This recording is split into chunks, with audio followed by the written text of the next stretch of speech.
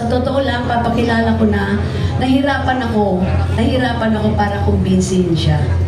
Nahirapan po ako, hindi ganun kadali. Because lumaki rin siya na nakita niya na nagsisilbi kami ni Secretary Ralph Recto.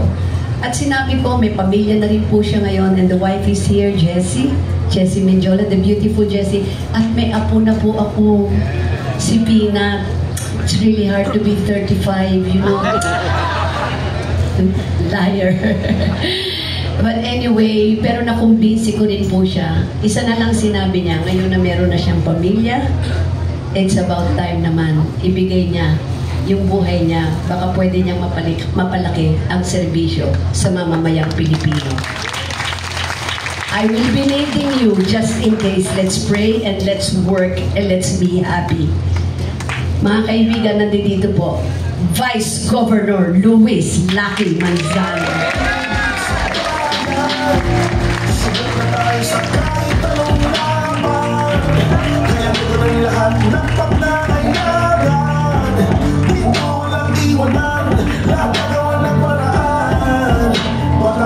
Magandang gabi sa iyo, Gov. May potential ka, ha? Pwede to, ha? Magandang gabi po sa inyong lahat. Una-una, hindi ko na po papahabain. Alam kong medyo nagugutom na po kayo. Kaya bibilisan ko lang.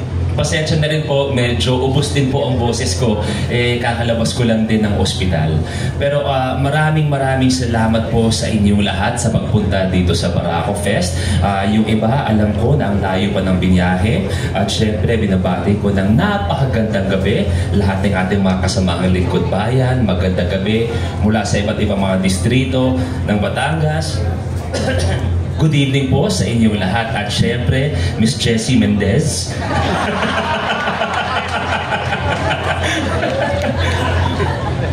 Gov, putulin natin yung bypass.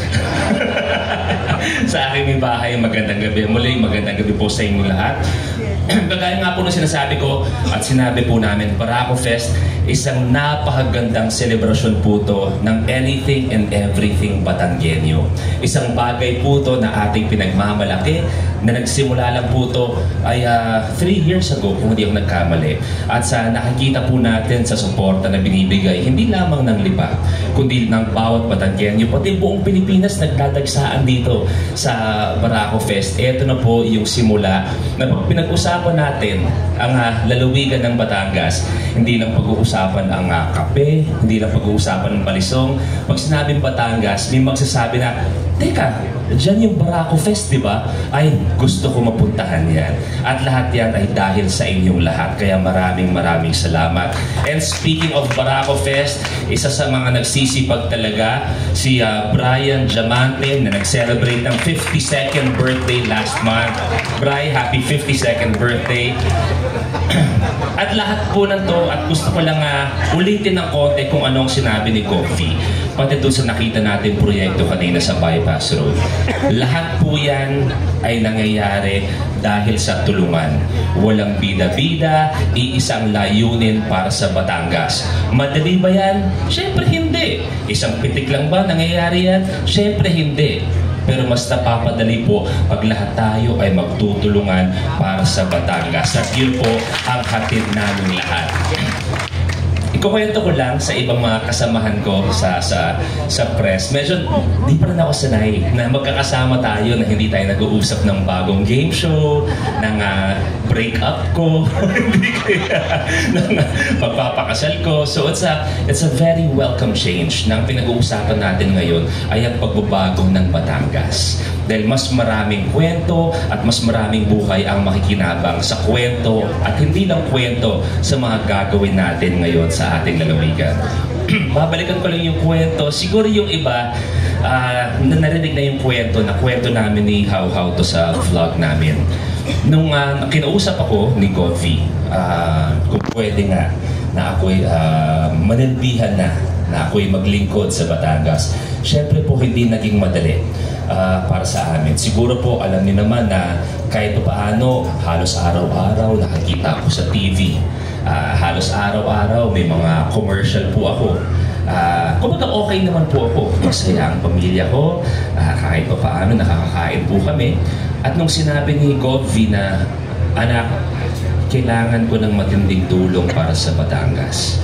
Kung ano yung nagawa natin dati, marami ang nakakamiss kung ano nangyari sa Batangas. Marami sa ating mga mayor, marami sa ating mga congressmen, sinasabi na ibang-iba na, ibalik natin ang talino at puso sa Kapitolyo at sa Batangas.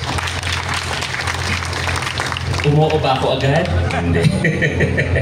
Hindi. Umabot pa po sa punto na nag-usap kami ni Jessie. At totoo po to, nabanggit namin ito dati. Kami umabot sa iyakan. Totoo. Umabot kami sa iyakan dahil alam namin, sabi nga ni Govvi, hindi po biro ang buhay ng isang lingkod bayan. Kung akalan ng iba, mahirap na ang buhay artista, ay hindi po, milya-milya, hindi po biro ang buhay ng isang lingkod bayan. Bakit? Dahil wala na tong telebisyon, wala na tong patawa, wala na tong game show, wala na tong papremyo here and there. Ang pinag-uusapan na natin ay buhay ng bawat Batanggenyo at yun ang bagay na dapat seryosohin natin araw-araw na ginawa ng Diyos. Nag-iyakan kami. Nag-iyakan. Saan tayo? Sa bahay ba natin yun? Nag-iyakan kami ni How How. At sinabi namin na, sabi pa niya, ayaw niya nung una, to be honest, ayaw niya. Bababalikan niyo yung ibang mga interview. Pero nung nakita ni Jessie kung anong klaseng paglilingkod ang karapat dapat sa mga Batanggenyo, lalong-lalo na kung magtutulungan kami mula kay Sen Kongse, kay Tito Ralph, at mula kay Govvi at kay Ryan, at syempre makikita natin lahat ng mga mayor, lahat ng mga kapitan, lahat ng mga congressman. Doon ko sinabi kay Jessie, sabi ko, How, sa lahat ng meron na ako, sa lahat ng na-achieve ko at na-witness niyo yan, oras na para maglingkod sa bawat Batanggenyo. At yun lang po ang aming gagawin. Walang halong serbisyo po namin, magtutulungan kami. Walang may iwan sa amin. Ang sinabi ko to sa iyo, Govvi, and this is what I intend to do sa buong lalawigan kung sakasakali man. Kung ano ang kailangan ni Govvi sa Kapitolyo, agad-agad namin ipapasa dahil yun ang kailangan at na-miss ng bawat Batanggenyo. Kaya ngayon pa lang, sa ating mga lingkod bayan, sa ating mga congressmen, sa lahat po ng ating mga kasamahan, wala pong may iwan na bayan, walang may iwan na lungsod, walang may iwan na distrito, at higit sa lahat, walang may iwan na Batanggenyo. Para sa inyo po lahat ito. Kaya naman, God bless po! Pagkatapos po lahat ng yan, mag-enjoy naman tayo sa Barako Fest. Kaya maraming salamat. Thank you very much po.